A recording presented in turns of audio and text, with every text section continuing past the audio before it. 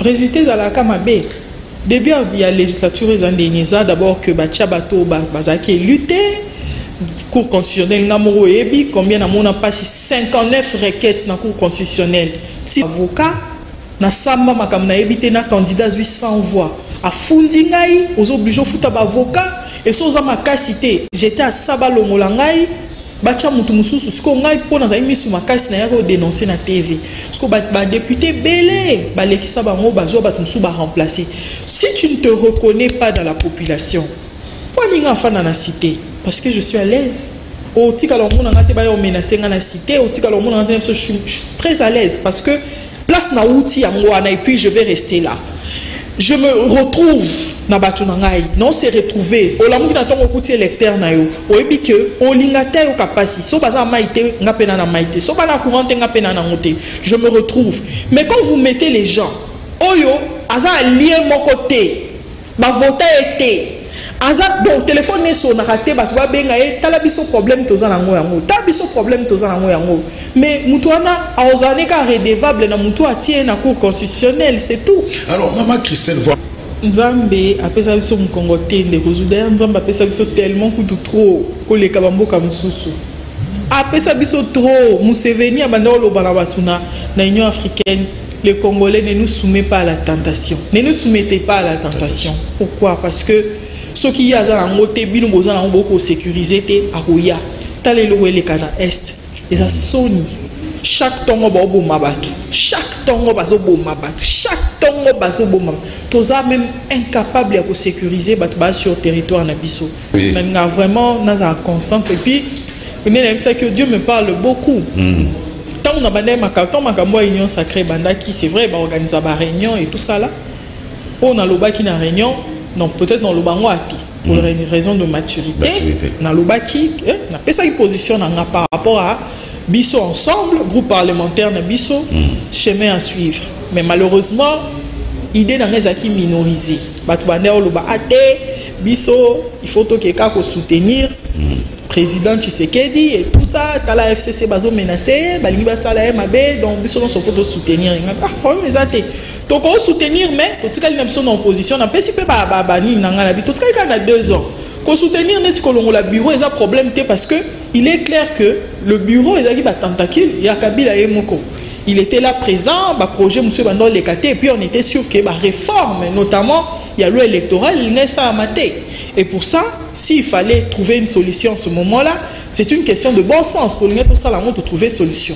Mais de là, aller coaliser avec les autres, créer une alliance maintenant, à 2 ans de la fin du mandat, moi j'avais émis quand même des réserves à l'époque.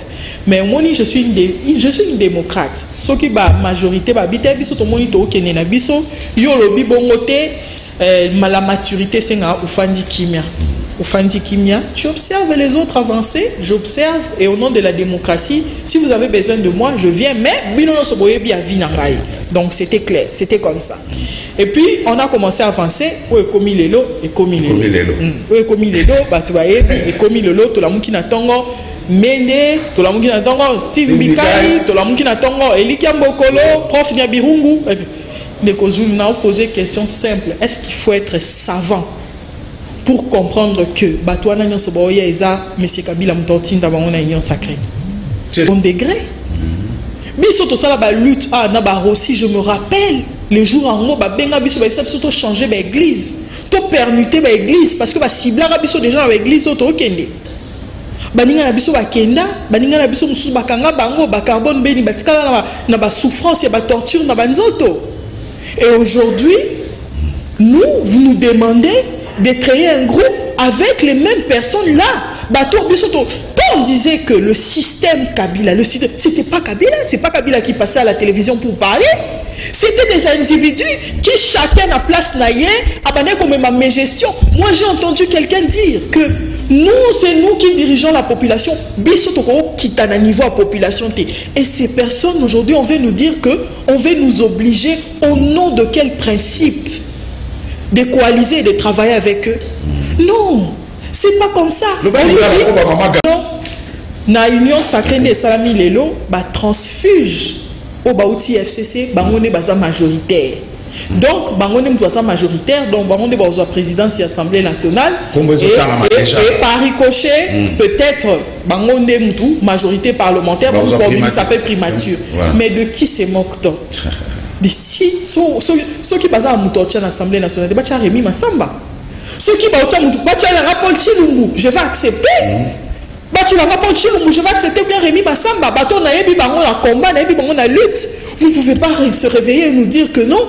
Pour ça, tu retiens, ma poste écoute, il y a un problème. Il ne faut même pas amener les débats à ce niveau-là. Oui.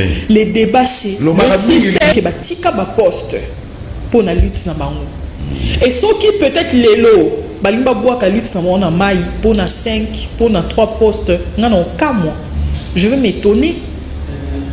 Donc, si je comprends bien, na UDPS, nous avons un ministre information zate. Donc même dans le qui Jean-Luc Chimbalanga. Allez qui est? Et de quoi on se mêle? Et allez qui même na radio lobby que autorité morale n'est Joseph Kabila.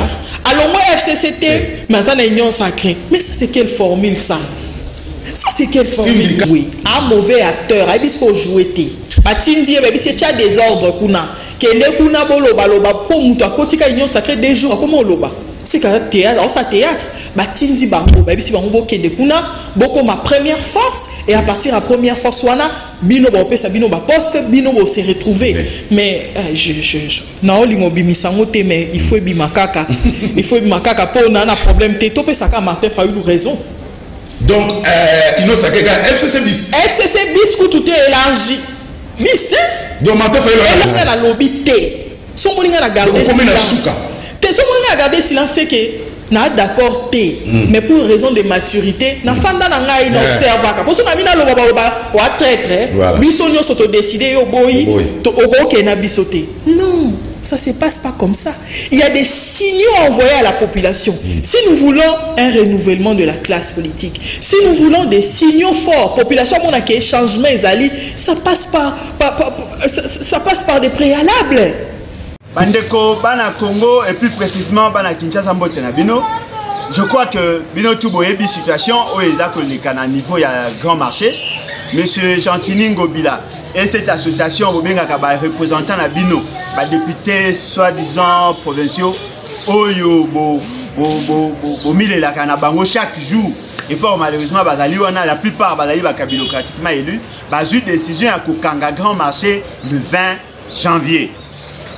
Nous considérons pour notre part que devant cette réalité, en principe, la population ne pouvait pas accepter une telle décision. Les Quinois, ça va dépense. Bien que la fête qui m'a mouté, mais ça va dépense. Bamoussousou, renouveler le crédit na bango auprès de l'institution financière. Et voilà, aujourd'hui, on nous lance na ba décision moko y réfléchir. Et ce qui est surprenant, vous avez même la manière makambe salami et là kola kisake baza ko tâtonner. Au départ, baloba ki na bino ki ainga tonga mol. Mol, ils ont une faible capacité d'accueil. Et puis, non, voilà, il veut mettre fin à un contrat où il y a 25 ans. Et aujourd'hui, il vient, il dit non, voilà, je veux faire les travaux d'assainissement, il y a grand marché. Mais en réalité, il veut faire quoi? Parce que ceux qui sont allés dans en réalité, il ne peut pas prendre cette décision. C'est vrai que pas ça qu'il a dans l'Assemblée provinciale. Maintenant qu'il y a en place une commission. Mais est-ce qu'il y a un sous-bassement? Est-ce qu'il y a un rapport détaillé, un rapport technique? Pas un rapport politique, un rapport technique. À partir de l'analyse, il y a examen, il y a projet où il y a à soumettre. Quelles sont les études de la faisabilité? Parce que déjà, ceux qui vont études profondes, ils allaient avoir ne plus qu'un chronogramme. Ils n'ont pas de chronogramme. Et puis quand est-ce qu'ils vont fermer le marché? Mais et puis quand est-ce qu'ils vont aussi sa réhabilitation? Et maintenant, devant cette réalité, nous nous demandons à notre peuple de bien réfléchir et de poser des actes. Parce que ceux qui sont salis en côté, beaucoup de complices, il y a Makambo et Sali. Oui, je crois que nous devons tout faire pour profiter de l'occasion et pour sensibiliser la population. Parce que les gens sont surprenants, ils ont dit que tout le monde est appelé Yakubanga Bango. Est-ce que vous pouvez imaginer? Il y a plus de 30 000 personnes oyo bafréquentaka les grands marchés, oyo batekaka chaque jour bafutaka bataxe na bango. Il y a plus de 70 000 Congolais oyo bafréquentaka grand marché. Et voilà, baza comme ma biso na démarche moko ekoyi ko énerver la population. Et bien ce que nous devons faire, c'est de sensibiliser la population afin que aille par responsabilité que ça soit constitutionnel, que ça soit légal. Parce que c'est ce que nous ne supportons pas. Comment peut-on expliquer que le marché central base la décision à Kokangango sans apporter ne fût-ce qu'une étude de faisabilité pour que là, quand est-ce que les travaux vont commencer et quand est-ce que les travaux vont prendre fin? Parce que c'est une logique. La conséquence c'est que la possibilité à retrouver la revenu. Justement parce qu'il y a une décision et à la va-vite, justement pour la assouvir les petits gloutons, il y a des politiciens. Malheur dans l'Assemblée provinciale, où la PC a vu favorable dans le projet sans qu'il y ait des études de faisabilité. Quel est le chronogramme? Le chronogramme est allé nini. Que les travaux vont commencer quand et qu'aussi là quand. Le moment le plus tôt et le moment le plus tard. Le coût, le mécanisme de passation à marché. Est-ce que Baza peut maîtriser Nyosoana? Parce que tant que Baza ils veulent faire les travaux. Mais attendez, vous avez eu 3 mois pratiquement. Tant que va confiner qui Gombe. Et vous avez qui va salité. Aujourd'hui, on va payer ça temps pour que va aménager. Est-ce que la Colombo là-bas immondice et c'est qu'il faut pas qu'un grand marché? N'est-ce pas qu'il y a possibilité à Colombo là-bas immondice? Et ceux qui vous avez une pose à réhabiliter, est-ce que vous pouvez ça de manière séquentielle? Il y a qu'un pavillon par pavillon, vous allez pavillon, vous ici, vous fungoli, vous kangia, vous ici, vous fungoli. Mensonge. Idée na bango ezali nini, idée na bango ezali ya céder espace wana ba expatrié parce que bango tout ba commis le prise en otage par Batouana. Comment peut-on sacrifier 30 000 ménages? 30 000 ménages pour na ko sepelisa ba indo-pakistanais to ba libanais. Pour na nini bato baza mitema mabe. Et puis Gentini yango, est-ce que vous voyez ba Gentini, il a li kombo et lima ya mai. Ce n'est pas comme ça. Il faut batouana biso basala effort, il y a de plus en plus sérieux. La population a souffrir, dans la difficulté. Pourquoi ngonga kaka ngonga o boza ko zwa décision impopulaire. Il y a qu'on réduire, il y a un nombre de temps, il y a activité na bango. Au même moment, il y a 30 000 ménages na source à revenu. Na kati na bango za bateau basala avec des crédits. Bakenda ko zwa crédit auprès de l'institution financière. Ce qu'on besoin ba bango bakanga. Boko sala nini, bo créer ba mini marché, ba marché à mike, bo ngi bo que nous tina ba kuna ba za condenser kuna. Et puis bozo ba ce sont là les solutions. Non mais faites des choses de manière méthodique. Parce que ce qu'on taille dans la gestion précautionnelle, on ne peut pas prendre de telles décisions. Et bonga ki bozo atana na ko bongisa bazando ya minene dans les districts. À partir de wana beaucoup désengorger pratiquement le marché. Mais oya bino bo sala na mutema mabe. On est au peuple congolais mawa boyina et na niveau que vous sepez la raton va souffrir. Ce n'est pas comme ça. Yango tobe na ba congolais. Vous n'êtes pas obligé. Vous êtes obligé à se soumettre à ba ordre na ba décision irréfléchie. Beaucoup qui peut koloba non. Et c'est le moment de le faire. Parce que vous connaissez pas la famille, la pauvreté, justement parce qu'il y a un mouton là, d'humeur. Il faut que les choses changent. Et ma gamme peut changer quand le jour où vous êtes capable de koloba non. En tout cas, je crois que le temps est venu pour le Kinois va se manifester.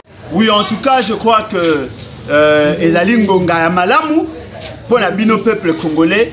Boye bailoko bolingi et puis bo imposer yango parce que en politique il y a rapport de force. Vous êtes majoritaire, vous imposez votre vision.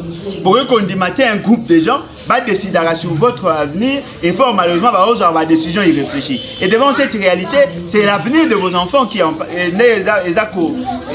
mis en mal.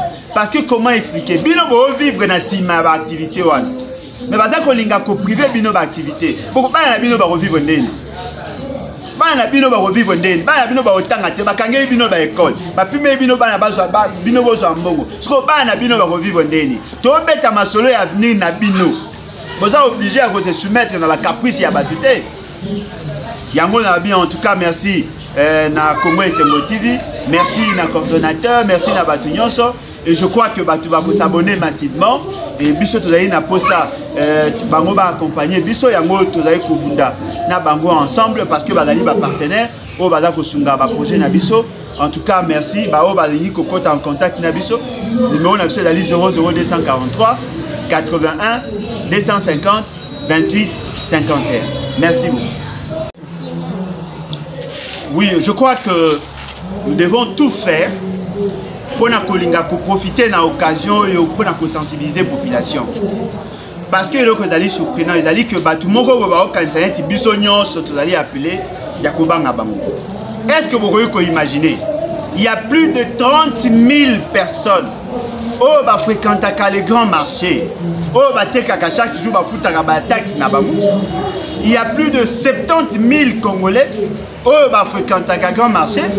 Et voilà, comme ma biso na démarche moko eko énerver la population. Et bien ce que nous devons faire, c'est de sensibiliser la population afin que aille par responsabilité que ça soit constitutionnel, que ça soit légal. Parce que c'est que nous ne supportons pas. Comment peut-on expliquer que le marché central base la décision à Kokangango sans apporter ne fût-ce qu'une étude de faisabilité pour que là, quand est-ce que les travaux vont commencer et quand est-ce que les travaux vont prendre fin? Parce que c'est une logique. La conséquence c'est que Batu Mususu bakoyate, bakobanda kozala na possibilité à retrouver ba revenu justement parce qu'il y a une décision et Zoamaki à la va-vite justement pour la kolinga kwa assouvir ba petit glouton, il y a pas politicien. Malheur dans l'Assemblée provinciale où la PC a vu favorable dans le projet wana sans qu'il y ait des études de faisabilité. Quel est le chronogramme?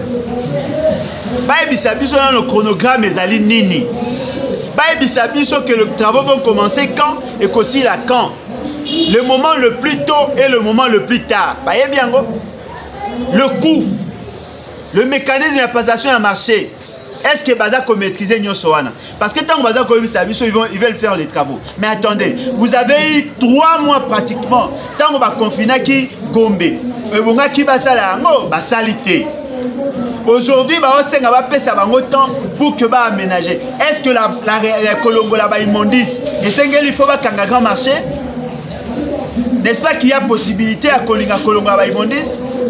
Et ceux qui vous avez une poste à réhabiliter, est-ce que vous avez ça de manière séquentielle? Il y a qu'un pavillon par pavillon, vous avez pavillon, vous ici, vous fungoli, vous kangia, vous ici, vous fungoli. Mensonge. Idée na bango ezali nini? Idée na bango ezali à céder espace ou à expatrié parce que bango tout a commis de prise en otage par Batouana. Comment peut-on sacrifier 30 000 ménages? 30 000 ménages pour que se pelissa ba indo-pakistanais to ba libanais. Pour les bateaux bazami en avait. Et puis Gentini yango. Est-ce que vous voyez par la Gentini? Il a dit Combo et Lima ya Maï.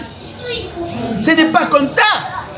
Il faut batouana biso basa la effort, il y a comment de plus en plus sérieux. La population a souffrir, dans la difficulté. Pourquoi ngonga kaka ngonga o boza ko zo décision impopulaire. Il y a qu'on réduire le nombre et temps et activité na bango. Au même moment, il y a 30 000 ménages na source à revenu. Na kati na bango za bateau basala avec des crédits. Bakenda ko zo ba crédit auprès de l'institution financière. Si ko bozo ba bango bakanga.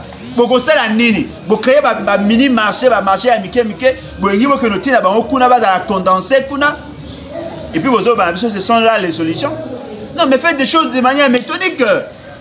Parce que ce que dans la gestion précautionnelle, on ne peut pas prendre de telles décisions.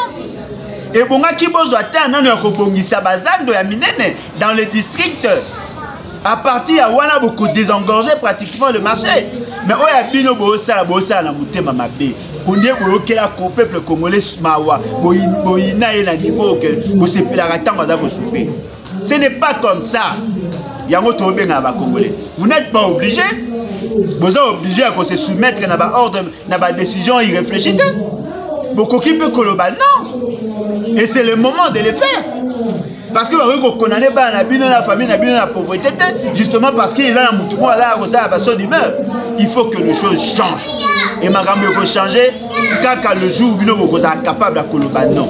En tout cas, je crois que le temps est venu pour le Kinois pas se manifester.